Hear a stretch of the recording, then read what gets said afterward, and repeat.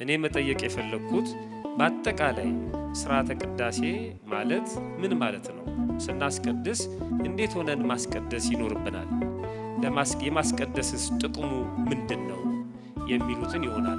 ከቤተልሔም ወደ ቤተ መቅደስ የምናደርገው ጉዞ ጌታ በቤተልሔም ተወልዶ በቀራንዮ ስጋውን ቆርሶ ዓለምን ማዳኑን የምንገልጥበት ህይወት ነው ማለት ነው። ግን ሲቻለው ቅዱስ ስጋውን ክቡር ደሙን ያልተቀበለ ከቤተ ክርስቲያን ይውጣ፣ ከምዕመናን አንድነት ይለይ። በዚያ ላይ ተግሳጽም ቁጣም ለበረታ ለኖረ ሰው ነው እንጂ ለእንግዳ እንደዛ ይሆን። አንድነቱ ሶስትነቱ ቅድመ ዓለም መኖሩ ከሁሉም በፊት መኖሩ ማንም እንደማይቀድመው ሁሉን ቀድሞ የኖረ ከሱ በፊት ማንንም የሌለ እንደሆነ ቁልጭ አድርጎ የሚያሳይ በአጭር አረፍተ ነገር ሙሉውን ሐሳብ አራወሬ አሉባልታ ሳቅ ቧልትና ቀል ሁልጊዜ የማይሰራም የበለጠ በቅዳሴ ሰዓት አይሰራም። እንደውም የሚስቅ ሰው ወጥቶ እንዲሄድ ሰለስቱ ምዕት ስርዓት ሰርተዋል ማለት። በአይነ ስጋ ካህኑን የሚቀድሰውን ተመልከተው ይልና በአይነ ህሊና ግን ጻሕሉ ላይ የሚታረደውን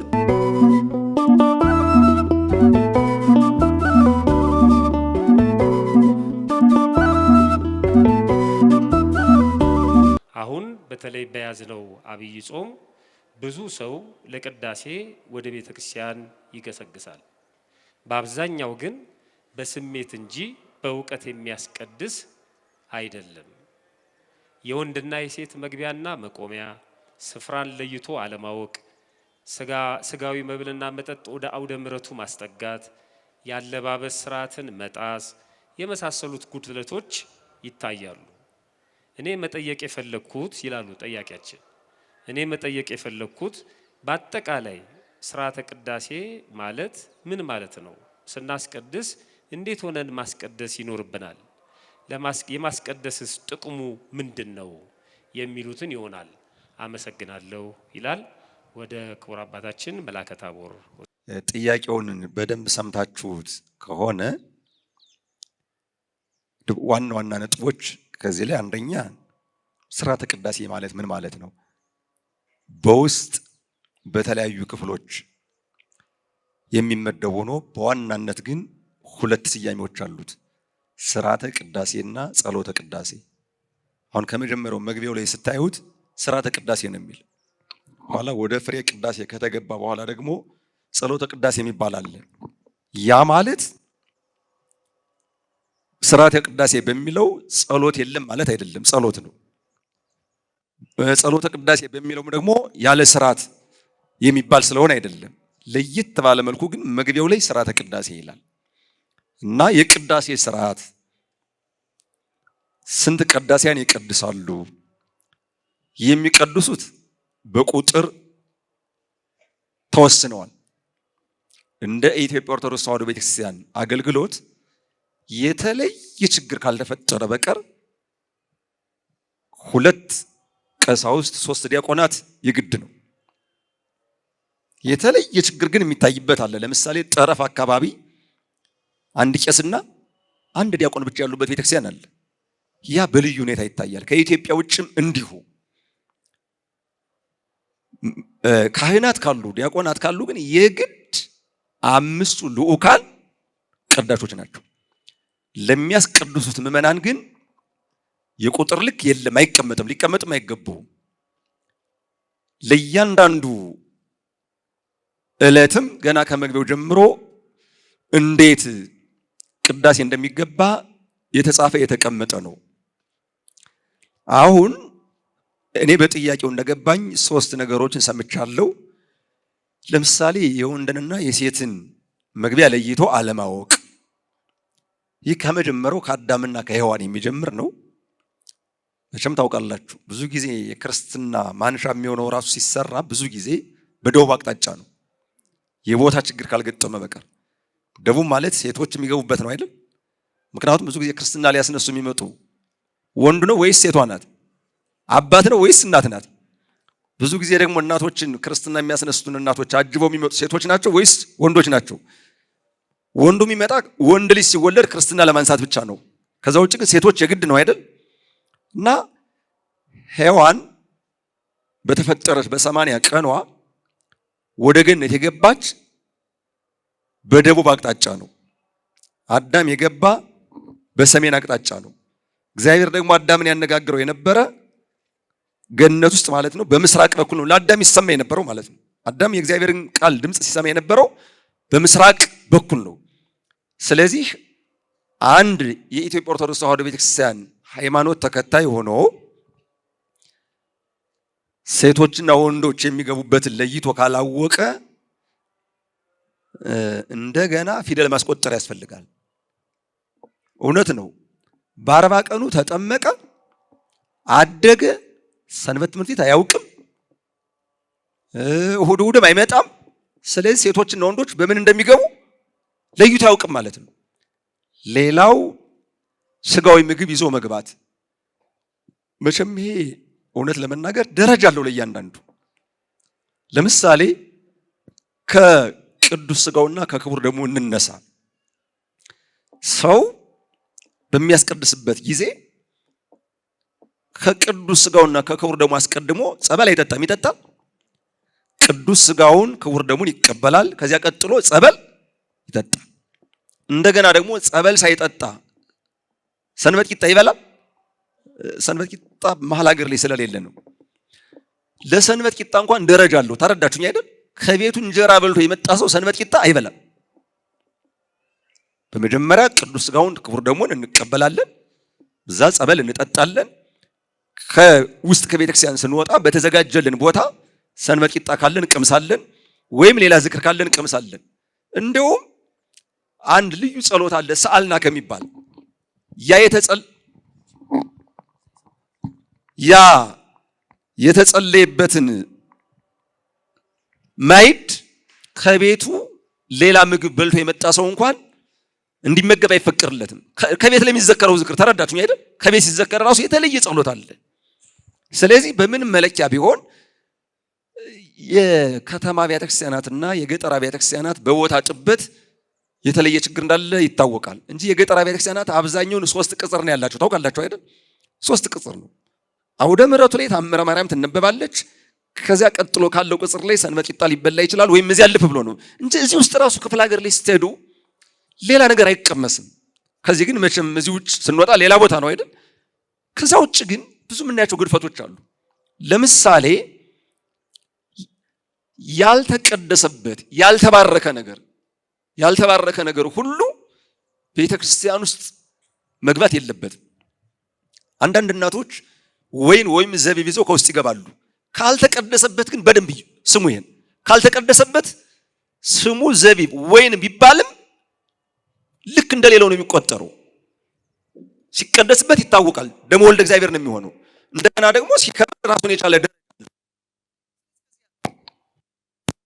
ከዚህ አንጻር ማንኛውም ያልተባረከ ጸሎት ያልተደረገበት ነገር ከዚህ ከውስጥ አይገባም። እየሰማችሁ ነው ምእመናን? በቃ አይገባም። ሌላው አለባበስ እንኳን በቅድመ እግዚአብሔር በማንኛውም ምድራዊ ባለስልጣን ፊት አለባበስ ራሱን የቻለ መገለጫ አለው። አለው የለው?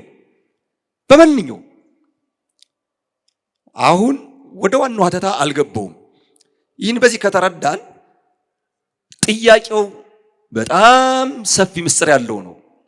አንድ ጥሩ አባባል አለ። ረጅም ፎቅ ለመስራት ከፈለክ ጉድጓዱን ጥልቅ አድርገህ ቆፍረው ይባላል። ለምሳሌ ኢትዮጵያ ውስጥ በጣም ረጅሙ ፎቅ ታውቁታላችሁ፣ የኢትዮጵያ ንግድ ባንክ ነው አይደል? እኛ የምናየው ወደ ላይ ነው። ወደ ታች ግን ባለሙያው ምን ያክል ሜትር እንደተቆፈረ ያውቀዋል አያውቀው? ወደ ላይ ምጥቀቱን፣ ወደ ታች ጥልቀቱን ማየት ያስፈልጋል። በስርዓተ ቅዳሴ ወይም በጸሎተ ቅዳሴ ውስጥ 6 ዋና ዋና ነጥቦች አሉ። አንደኛ ንስሐ፣ ሁለተኛ ጸሎት፣ ሶስተኛ አስተብቆት፣ አራተኛ ትምህርት፣ አምስተኛ አክሊለ ምስጢራት፣ ስድስተኛ ተግባራዊ ነገረ መለኮት። በሌላ አነጋገር በቅዳሴ ውስጥ ሁሉም ነገር አለ። እየሰማችሁ ነው?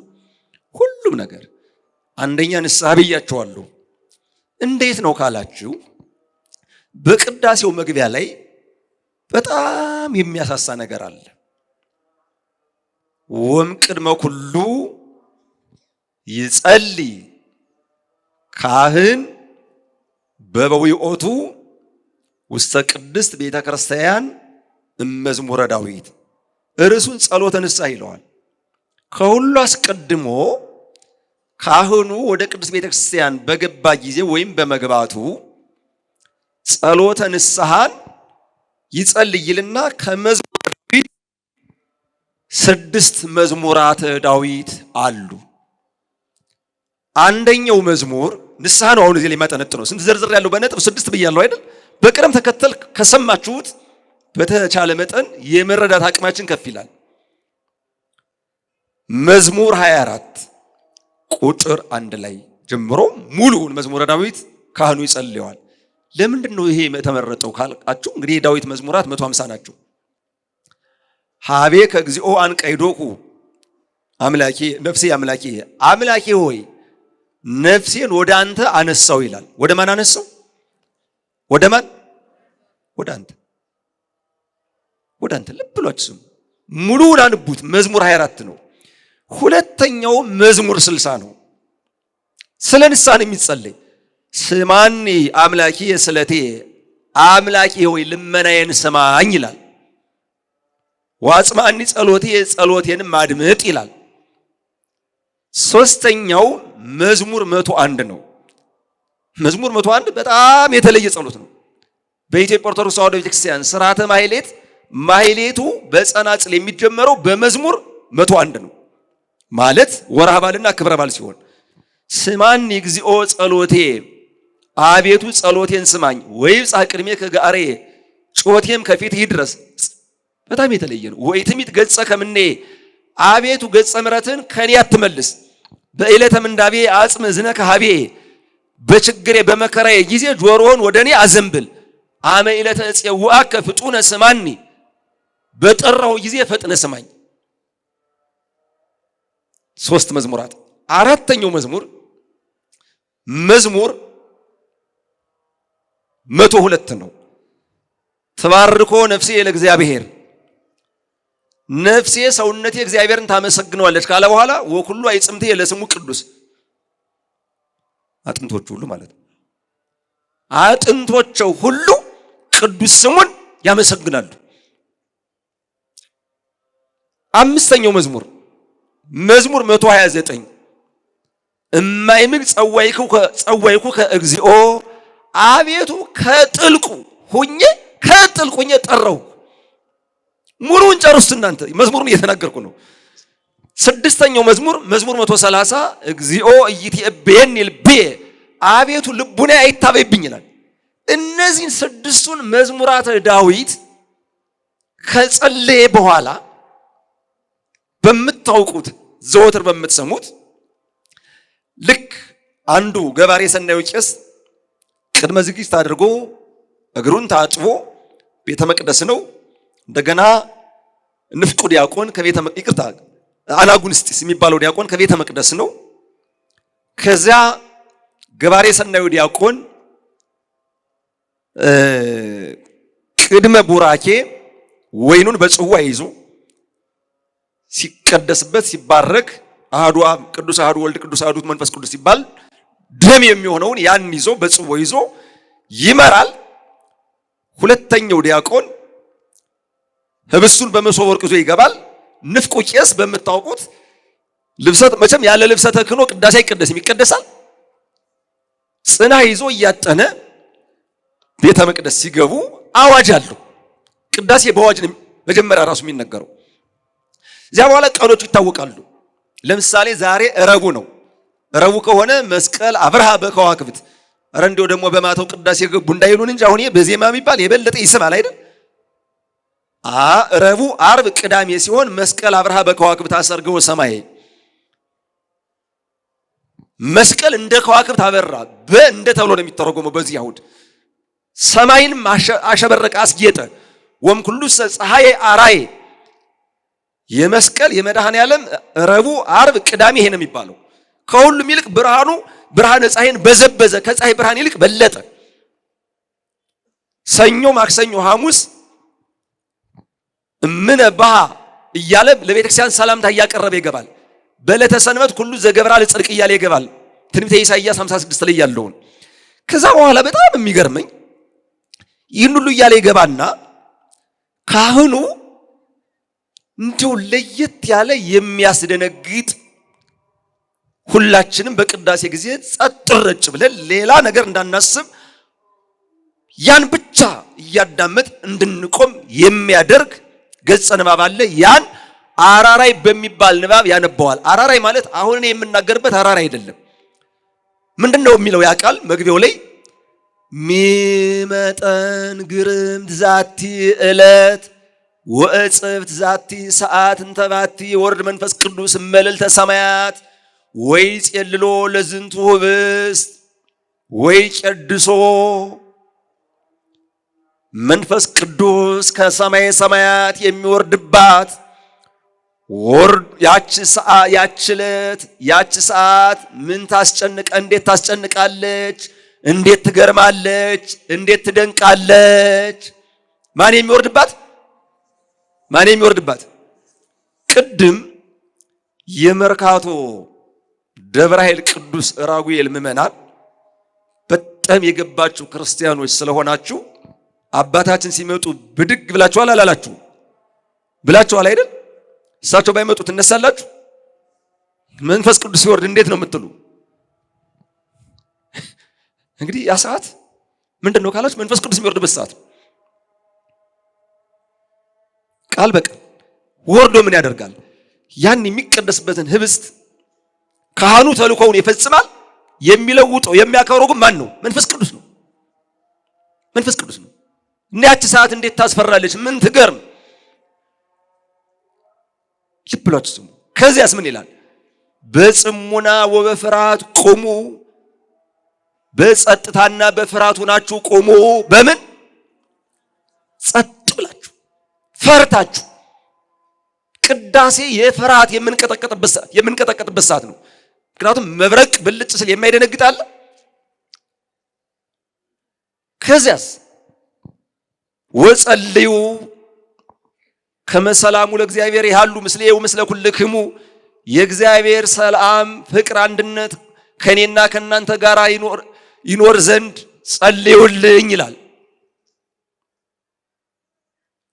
ከዛ በኋላ እንዳልኳችሁ ማታ ስለሆነ በዜማ ስለማይመች ነው እንጂ አዋጁ በሁላችንም ድምፅ እመቦ ብእሲ እምመናን፣ ሁሉንም አይደለም የምናገረው፣ አባይም በጭልፋ ማለት ነው። ከምመናን ወገን ወደ ቤተክርስቲያን የሚገባ ሰው ቢኖር በጊዜ በቅዳሴ ጊዜ ወይ ሰማ መጻሕፍተ ቅዱሳት መጻሕፍትን ያልሰማ ወይ ተአገሰ እስከ ይፈጽሙ ጸሎተ ቅዳሴ ጸሎተ ወቅዳሴ ሁለቱም ንባብ። ጸሎተ ቅዳሴ ሲል የቅዳሴን ጸሎት ጸጥ ረጭ ብሎ ታግሶ ያልሰማ፣ ጸሎተ ቅዳሴ እስኪያልቅ ድረስ ያላዳመጠ ያልሰማ፣ ወይ ተመጠው ቁርባን ይሰደድም ቤተ ክርስቲያን ሲቻለው። መቼም አንድ ሰው 360 ቀን አስቀድሶ 360 ቀን ይቻለዋል ማለት አይቻልም። ግን ሲቻለው ቅዱስ ሥጋውን ክቡር ደሙን ያልተቀበለ ከቤተ ክርስቲያን ይውጣ፣ ከምዕመናን አንድነት ይለይ። ቃሉ እኮ ይሄ ነው። እንደው እውነት እንነጋገር ከተባለ እኮ በየቀኑ እኮ አዋጅ ይታወጅብናል። ለምንቀበለው አዋጅ ይታወጅልናል፣ ላልተቀበልነው ግን አዋጅ ይታወጅብናል። ቀጥሎ ምንድን ነው የሚለው? እስመ አማሰነ ሕግ እግዚአብሔር፣ የእግዚአብሔርን ሕግ አፍርሷልና። ምን ካለ? መጻሕፍትን በአንድ ቅዳሴ እኮ 5 የመጽሐፍ ቅዱስ ክፍሎች ይነበባሉ። 5 በኢትዮጵያ ኦርቶዶክስ ተዋሕዶ ቤተክርስቲያን ልክ መጽሐፍ ቅዱስን ለጸሎትም ለትምህርትም ለስብከትም የሚጠቀምበት ሌላ ቦታ የለም። ዋስተሐቀረ ቁመተ ቅድመ ንጉሥ ሰማያዊ ንጉሠ ሥጋ ወመንፈስ። ለምን ከተባለ የሥጋም የነፍስም ንጉሥ በሆነው በሰማያዊ ንጉሥ ፊት ቀጥሎ መቆምን ንቋል፣ አቃሏል። ከመዝ ማሩነ ሐዋርያት በአብጥሊሶሙ፣ ቅዱሳን ሐዋርያት ከቅዱሳን ሐዋርያት አብጥሊስ ከሚባለው መጽሐፍ ላይ ያለ ቅዱሳን ሐዋርያት አብጥሊስ በሚባል የሲኖዶስ መጽሐፋቸው እንዳስተማሩ ተብሎ በዜማ ይባላል። ከዛ በኋላ በምታውቁት አንቲቱ መሶበ ወርቅ ወደዚያ አልገባም። ከዛ በኋላ ካህኑ ቀጥታ ይሁሉ ከተባለ በኋላ እንዱ ቀጥታ አህዱ አይልም። አስቀድሞ ጸልዩልኝ ይላል። ምን በሉልኝ ይላል? ምን በሉልኝ ይላል? ጸልዩልኝ ይላል። ጸልዩ ሊተ አበዌ ወሃዌ ላይሌ ወላይለ ዝንቱ መስዋዕት፣ አባቶችና ወንድሞች በእኔ ላይና በዚህ መስዋዕት ላይ ጸሎት ጸልዩልኝ ይላል ራሱን ዝቅ አድርጎ። እዚያ በኋላ ንፍቁ ሁለተኛው ቄስ እግዚአብሔር ይስማይከ ኩሎ ዘሰአልከ፣ የለመንከውን ሁሉ እግዚአብሔር እስማህ። እንዴት ደስ ይላል! መብርሃን እንደው ሌላ ያስፈልጋል ብላችሁ በጣም ይገርም እኮ ነው። መብርሃን ወይትወከፍ መስዋዕተከ ወቁርባነከ ከመ መስዋዕተ መልከ ጼዴቅ ወአሮን ወዘካርያስ ካህናተ ቤተ ክርስቲያኑ ለበኩር። በኩር የተባለ ኢየሱስ ክርስቶስ ነው። የበኩሩ የኢየሱስ ክርስቶስ አገልጋዮች የሆኑትን የዘካርያስን የአሮንን የመልከ ጼዴቅን መስዋዕት የተቀበለ አምላክ አንተንም ይቀበልልህ። ከዚህ በኋላ ምን ይላል? ተዘከረኒ ኦ አቡየ ቀሲስ በጸሎትከ ቅድስት ይለዋል። አሁንም አባት የካህኑ ሆይ በከበረች ጸሎት አስበኝ ይለዋል። ደስ አይልም? እንዲሁ ነው ቅዳሴ የሚገባው እኮ እራሱ ካህኑ ማለት ነው። ከዛ በኋላ ያን ንፍቅ ቄስ ይመልስና እግዚአብሔር ይቀባ ለክህነትከ ወይትወከፍ መስዋዕተከ ወቁርባነከ በብሩህ ገጽ፣ እግዚአብሔር ክህነትህን ይጠብቅልህ፣ መስዋዕትህን ቁርባንህን በብሩህ ገጽ ይቀበልልህ፣ ደስ ብሎት ይቀበልልህ። በአቤል መስዋዕት ደስ እንዳለው ያንተንም ደስ ብሎት ይቀበልልህ። እዛ በኋላ ስመር እግዚኦ ከመ ታድነኒ፣ ስመር እግዚኦ ከመ ታድነኒ፣ ስመር እግዚኦ አቤቱ ታድነኝ ዘንድ ፈቃድ ይሁን ውደድ። እዛ በኋላ ነው ቀጥ ብሎ ቆሞ ወደ ምስራቅ ዙሮ መንበሩ ፊት ለፊት ላይ ሆኖ አሃዱ ሲል እንዴት መቼም ማይደነግጥ የለም፣ ማይደነግጥ የለም። እንደውም የሚገርማችሁ በመዝሙረ ዳዊት ውስጥ የመጨረሻው አጭር መዝሙር 116 ነው። ነገር ግን የ360 ቀን ቅዳሴ አጭር እኮ ናት። ሰብሖ ለእግዚአብሔር ረጅሙ መዝሙር 77 ነው። አጭሩ መዝሙር 116 ነው። እንዲህ እያለ ሄዶ ሰብሖ ለእግዚአብሔር ይላል።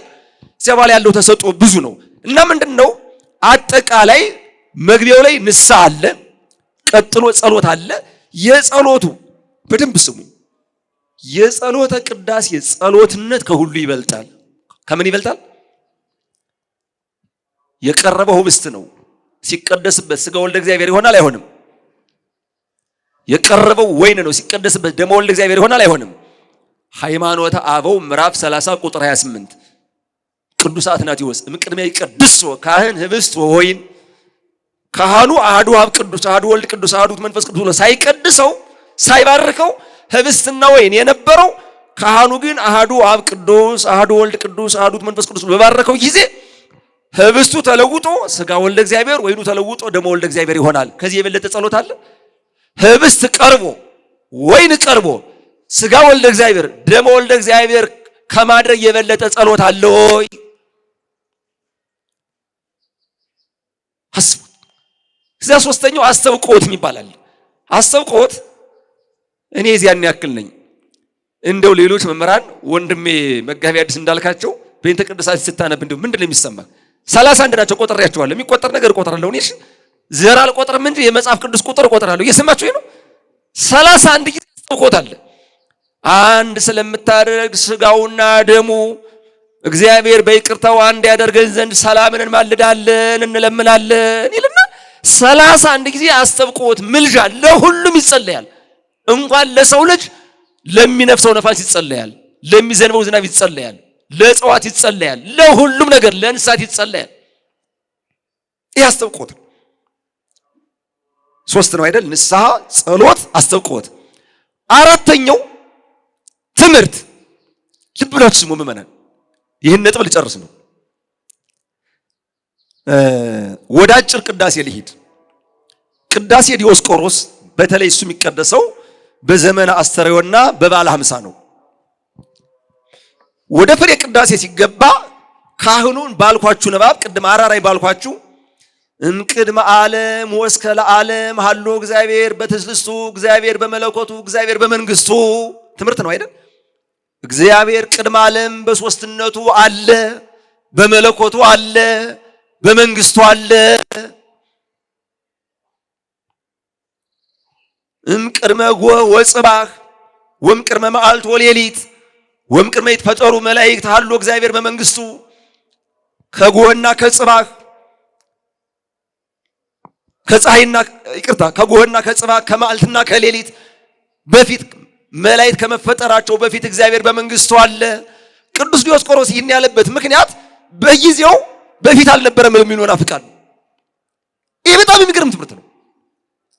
እምቅድመ ይተረበባ ሰማያት ሰማያት ሳይዘረጉ ወእምቅድመ ያስተሪ ገጸ የብስ የምድሩ ማለት የብስ የሚባለው ደረቁ ምድር ሳይታይ ወእምቅድመ ይብቁሉ ሐመልማላት ቅጠሎች የምናያቸው እጽዋት ሳይበቅሉ ሳይለመልሙ እግዚአብሔር በመንግስቱ አለ። ልብ ብላችሁ ስሙ። እምቅድመ ፀሐይ ወወር ወከዋክብት ወእምቅድመ ሚጠታት ዘብርሃናት ሀሎ እግዚአብሔር በመንግስቱ። ይህ ትምህርት ነው። አስተውሎ ላየው ሰው አንድነቱ፣ ሶስትነቱ፣ ቅድመ ዓለም መኖሩ፣ ከሁሉም በፊት መኖሩ፣ ማንም እንደማይቀድመው ሁሉን ቀድሞ የኖረ ከሱ በፊት ማንንም የሌለ እንደሆነ ቁልጭ አድርጎ የሚያሳይ ነው። በአጭር አረፍተ ነገር ሙሉውን ሐሳብ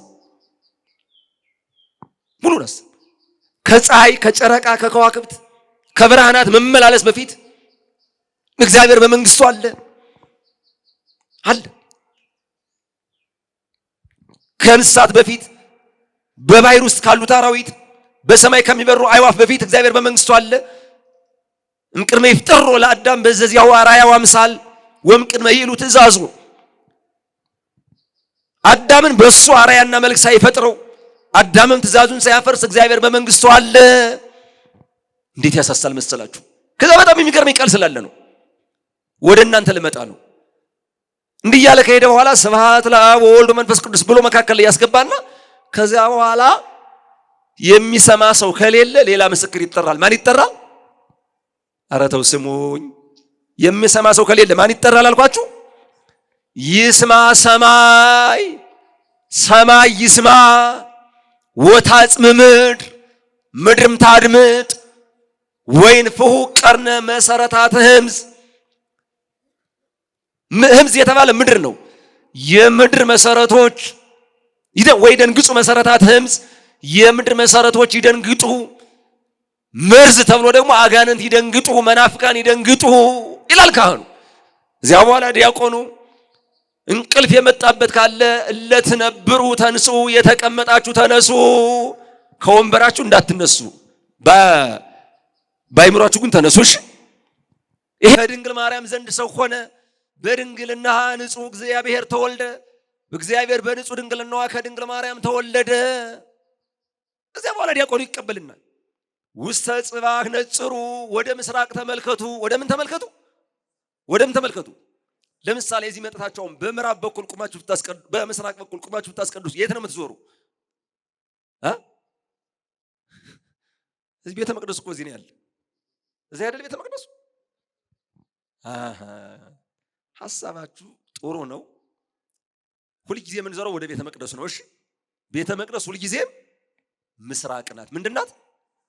ምስራቅ ናት። አዋጁ ግን ይታወጃል። ምክንያቱም የጌታን ነገረ ምጽአቱን አስቡ ነው ዋናው። ጌታ የሚመጣ በምስራቅ ነው በምዕራብ ነው? በምስራቅ ነው። በምስራቅ ነው። ከዛ በኋላ ደግሞ እንደገና በጎለንሳ ተወዴ። የሚገርም እኮ ነው። ከምስጢረ ሥላሴ ተነስቶ እስከ ሰው እስከሆነበት ድረስ በከብቶች በረት ተጣለ። አማን ውስጥ ሰውፌ የንግስናውን እጅ መሻ ተቀበለ። ወከመ ሕፃናት በከየን ዘኢስል ማጥባተ ሙሲሳዬ ከእናቱ ጡቶች ወተትን እየለመነ እንደ ሕፃናት አለቀሰ። ትምህርት ነው አይደለም? አሁን ይሄ ቤተልሔምን አያሳይም? በተወለደ ቀሰ ቁልጭ አድርጎ አያሳየንም? ያሳየን። በበቅ ልህቀ በየጥቂቱ አደገ። በ30 ክረምት በዮርዳኖስ ተጠምቀ። በ30 በዮርዳኖስ ተጠመቀ። ማን? ኢየሱስ ክርስቶስ። ዋስተራየ ገሃደ በግልጥ ተመላለሰ። አንሶ ሰው ገሃደ በግልጥ ተመላለሰ። ዋስተራየ ከመሰብ እንደ ሰውም ታየ። ከዛ በኋላ ዲያቆኑ ምን ይላል? እናስታውል ይላል። እያስተዋላችሁ ነው? እያስተዋላችሁ ነው? ችግሩ እናስተውል የሚለው አካል ራሱ ያስተውላል ወይ? ሁላችንስ እናስተውላለን? እንዲህ እያለ በስፋት ትምህርት የሚተነተንበት ሁሉንም የቤተክርስቲያን ትምህርት አጠቃሎ የያዘ እንደውም ልፍ ብሎ ከመእንተ ብሲ ለጸዊም በውስተ ገዳም አደረ ብሎ ዛሬ በ40 ጾም እንደ ሰው ሆኖ በገዳመ ቆሮንቶስ 40 ቀን እንደኖረ እማህበ ዲያብሎስ ተመከረ፣ ከዲያብሎስ ዘንድ እንደተፈተነ በኃይለ መለኮቱ መኳንንተ ጽልመት ሰዓረ፣ በመለኮቱ ኃይሉ ግን የጨለማን አበጋዞች እንደሻራቸው ከሰው ልቡና እንዳወጣቸው እዛ በኋላ ተሰጥኦውን መልሱ ይላል አይደል? እናንተ ደግሞ ቅዱስ ቅዱስ ቅዱስ ተብለ የምትመሰገን አሸናፊ እግዚአብሔር ሆይ አትሉም ትላላችሁ። ይህን ሁሉ የምንሰማው ቅዳሴ ላይ አይደለም? የቀረ ትምህርት አለ? ምስጢረ ሥላሴ አልተነገረም? ሰው መሆኑ አልተነገረም? በገዳም መጠመቁ አልተነገረም? በገዳመ ቆሮንቶስ 40 መዓልት 40 ሌሊት መጾሙ አልተነገረም? ሁሉም ተነገረ። ይህ ትምህርት ይባላል። ከዛ አምስተኛው አክሊለ ምስጢራት ብያቸዋለሁ። 5 አዕማደ ምስጢራት አሉ፣ 7 ምስጢራት የቤተክርስቲያን አሉ። 2ቱ ምስጢራት ከ5ቱ አዕማደ ምስጢራትም ይቆጠራሉ፣ ከ7ቱ ምስጢራት የቤተክርስቲያንም ይቆጠራሉ። ለምሳሌ 5ቱ አዕማደ ምስጢር ስላችሁ ምስጢረ ሥላሴ፣ ምስጢረ ሥጋዌ፣ ምስጢረ ጥምቀት፣ ምስጢረ ቁርባን፣ ምስጢረ ትንሣኤ ሙታን። ምስጢረ ጥምቀትና ምስጢረ ቁርባን ከ7ቱ ምስጢራት የቤተክርስቲያንም ይቆጠራሉ። እየሰማችሁ ነው አይደል? የ7ቱ ምስጢራት የቤተክርስቲያን አክሊል የመጨረሻው ዘውድ ማን ነው? ምስጢረ ቁርባን ነው የመጨረሻው። ሰባኪ በፈለገው ቢተነትን ቢያመሰጥር ብሉያትን፣ ሐዲሳትን፣ ሊቃውንትን፣ መጻሕፍተ መነኮሳትን ሌሎቹንም መጻሕፍት እንኳን በንባብ በቃሉ ሽምጥጥ አድርጎ ይዞ ትርጓሜውን ቢረዳ ቢያራቅቅ ቢያመሰጥር ሄዶ ስጋውን ደሙን ካልተቀበለ ሕይወት አለው? የመጨረሻው አክሊለ ምስጢራት ማን ነው? ምስጢረ ቁርባን ነው። ይህ የሚከናወንበት የመጨረሻው በዚህ አረፍተ ነገር ተግባራዊ ነገረ መለኮት። ተግባራዊ ምንድን? አልሰማችሁኝም? ኧረ አልሰማችሁኝም? ተግባራዊ ነገረ መለኮት። እሺ ቅዳሴ ሲቀደስ ቅድም እንዳልኳችሁ በቅዳሴ ጊዜ አንደኛ የምንቆመው የት ነው? በእግዚአብሔር ፊት ነው። በማን ፊት ነው? ሁልጊዜም በቤተ ክርስቲያን ስንመጣ በእግዚአብሔር ፊት ነው። መዝሙር 5 ቁጥር 3 በጽባህ እቀውም ቅድሜከ ዋስተርኢ ለከ፣ በማለዳ ከፊትህ እቆማለሁ አለ ቅዱስ ዳዊት። ቅዱስ ዳዊት ይህን ሲናገር መንግሥተ ሰማያት ገብቶ ነበረ? እንደዚያ የሚለው በጊዜው ደብተራ ኦሪት ውስጥ ታቦተ ጽዮን አለች። ዳዊት የቆመ ከደብተራ ኦሪት ፊት ነው። ደብተራ ኦሪት ውስጥ ደግሞ ማን አለች? ታቦተ ሕጉ አለች። ከዚያች ታቦት ፊት መስዋዕት ይሰዋ ነበር። ስለዚህ ቅዱስ ዳዊት በማለዳ በፊትህ እቆማለሁ ካለ እኛስ በቅዳሴ ጊዜ ከማን ፊት ነው የቆምነው? ታዲያ በእግዚአብሔር ፊት ይቀለዳል? በእግዚአብሔር ፊት ሳቅ አለ፣ ጨዋታ አለ፣ ወሬ አለ፣ ቀልድ አለ፣ ሐሜት አለ፣ ነገር ስራ አለ፣ በሐሰት መማል አለ? እሺ የሉቃስ ወንጌል ምዕራፍ 1 ቁጥር 8 ላይ ነቢዩ ካህኑ ዘካርያስ በደንብ ፊት የሚለውን ያዙልኝ። ያዘለ ምን የሚለውን ያዙልኝ? ለምሳሌ አሁን አንተ ከማን ፊት ነው ያለህ? ፊት ለፊት ቆይ ያየሁ ነው አትይኝም እንዴ? አንተ ቁልጭ ይላል መብራን። ከማን ፊት ነው ያለህ? በቃ እኔ እናንተ እንተያያለን አይደል? እንተያያለን ሲል ፎከራ አይደለም አደራችሁን። አንዳንድ ሰው እዚህ ቦታ እንገናኛለን ሲለው እንዳውዱ ካልተተረጎመ አስቸጋሪ ነገር ነው። አሁን እኔ እናንተን ፊት ለፊት አያችኋለሁ አላያችሁም? እንደውም ሩቅ ቦታ ያሉት አይታዩኝም።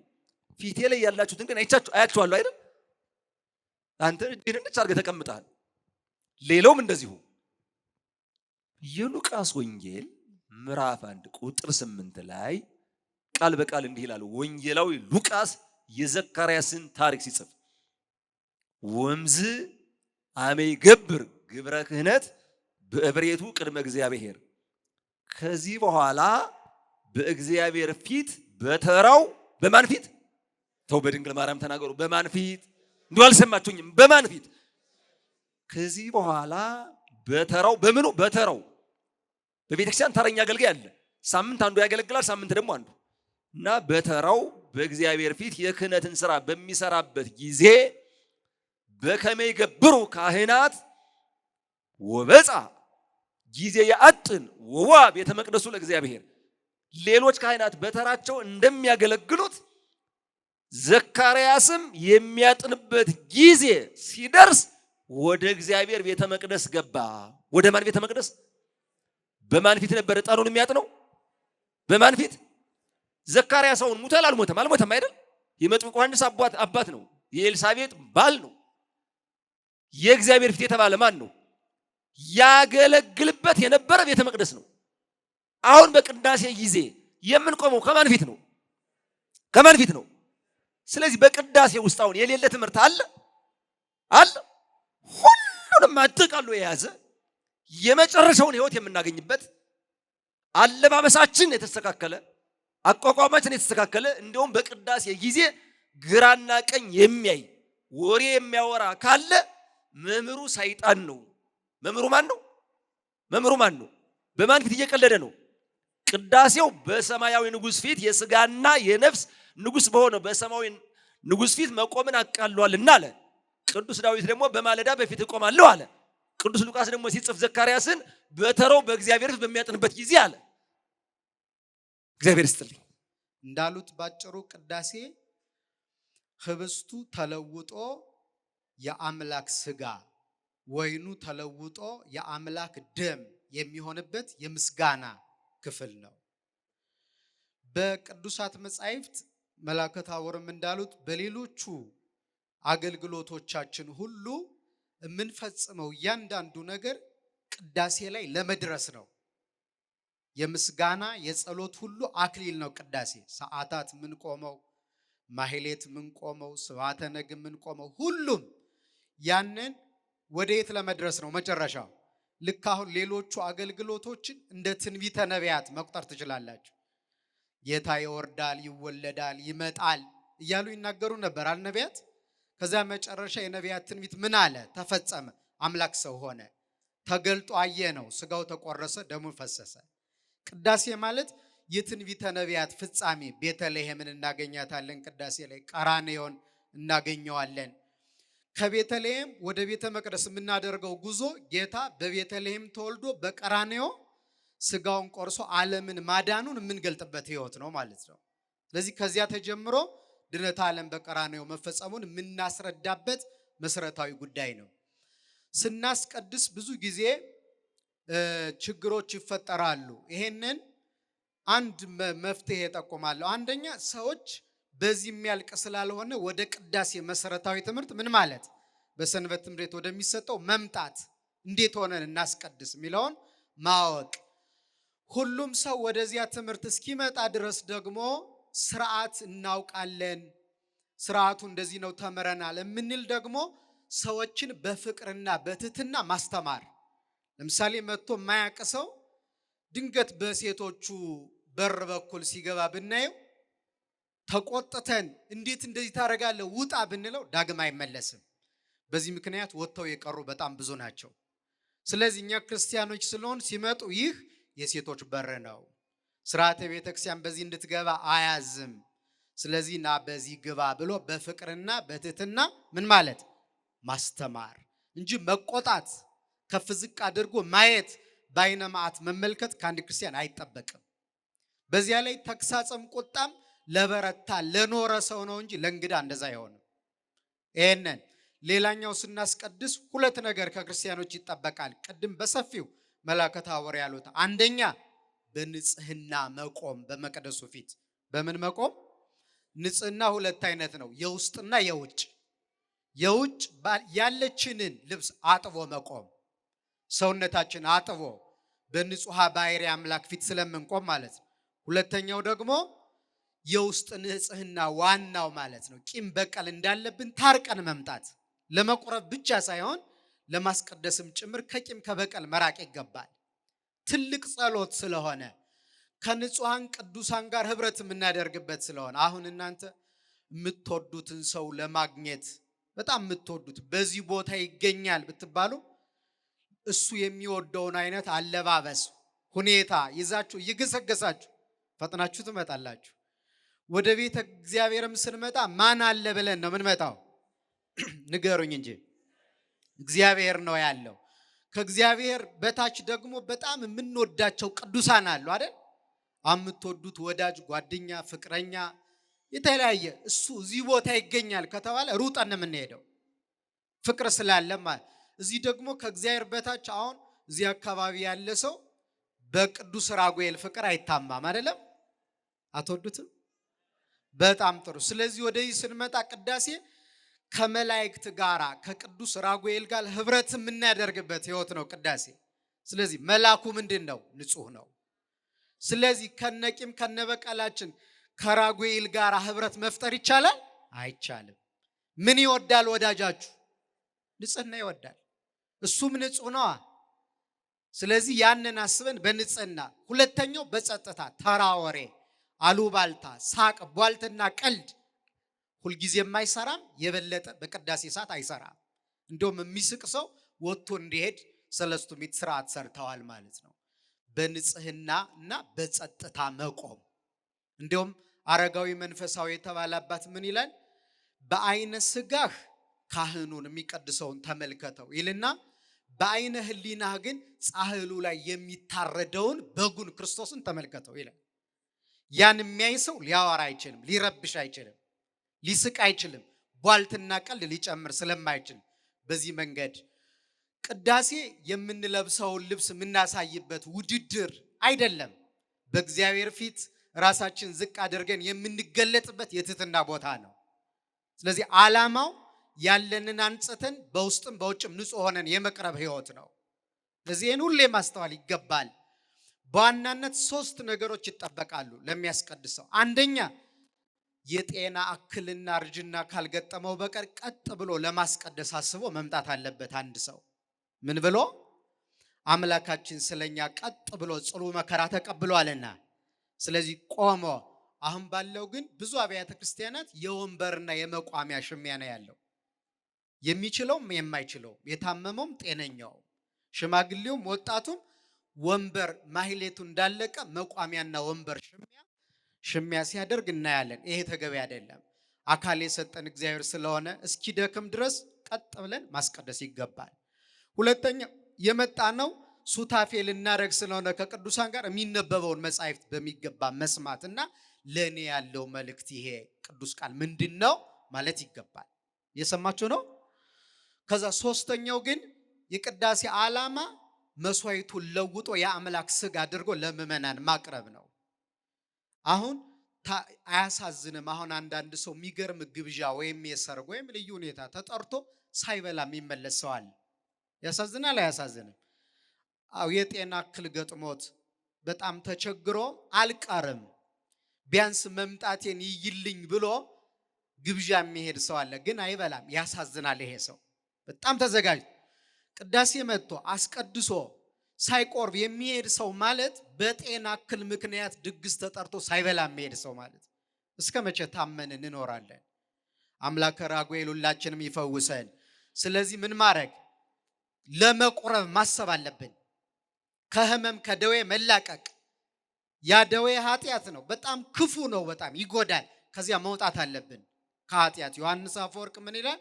ኃጢአት ክፉ እና አደገኛ አውሬ ነው ይላል።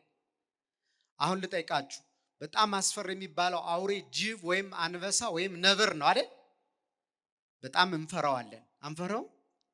ቢመጣ የምንፈራው ለምንድን ነው?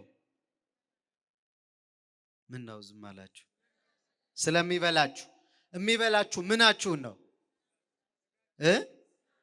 ስጋችሁን አይደለ? በጣም ጥሩ። ነፍሳችሁንስ ይበላል? አይበላም። አንበሳ ጅብ እና ነብር ነፍስን አይበላም። የሚበላው ምንድን ነው? ስጋን ነው። ዮሐንስ አፈወርቅ ግን ምን አለ? ኃጢአት አደገኛ አውሬ ነው፣ ከጅብ ከአንበሳ ከነብር ይበልጣል። ስጋን ብቻ አይደለም ነፍስንም ይበላል ይላል። ስለዚህ ዘላለማዊ ሀገራችን ያሳጣል። ለመቁረብ አስበን መምጣት ይኖርብናል። በዚህ መንገድ አስቀድሰን ቆርበን ለክብሩ እንድንበቃ መድኃኔዓለም ይርዳን።